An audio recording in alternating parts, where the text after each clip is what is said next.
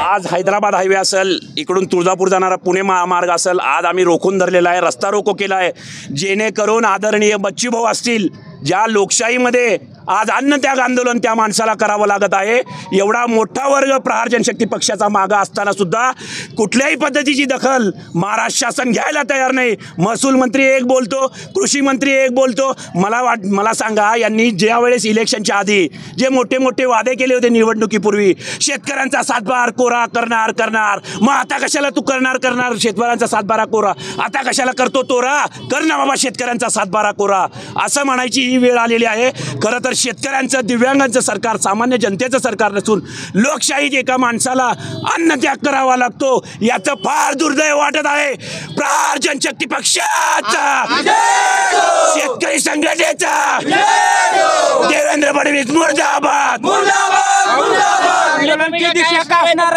पुढच्या भविष्यातल्या आंदोलनाची दिशा असेल, नागपूरमध्ये आम्ही घुसायला मागं पुढे बघणार नाही, पालकमंत्र्याच्या घरी घुसायला मागं पुढे बसणार नाही। इथं जेवढे आमदार आहेत बीजेपीचे, त्यांच्या घरासमोर आक्रमक आंदोलन केल्याशिवाय आम्ही या माध्यमातून सांगतो राहणार नाही। आज काय केले भाऊ आंदोलन? आज रस्ता रोको केलेला, हैदराबाद हायवे असेल, इकडून पुणे असेल, तुळजापूर रोड असेल, या सगळ्याचं इथून जे काय मार्केट यार्ड चौकातून वाटापुरतात हा मेन हायवे आम्ही आज जाम केलेला आहे आणि भविष्यात फार मोठ्या प्रमाणात आम्ही आक्रमकरित्या आंदोलन करू। आदरणीय बच्चूभाऊंना न्याय देण्यासाठी, शेतकऱ्यांना न्याय देण्यासाठी, विधवा महिलांची पेन्शन 6000 करण्यासाठी, अनेक गोष्टीसाठी, वेगवेगळ्या मागण्यांसाठी अमरावती मोजरी आहे ते बच्चूभाऊ उपोषण करत आहेत। अन्नत्याग, लोकशाहीमध्ये जर एखाद्या 4 वेळा आमदार असणाऱ्या माणसाला अन्न सोडावं लागतं, मग या शासनाचा किती मोठ्या प्रमाणात आम्ही धिक्कार करायचा, किती आंदोलन करतो।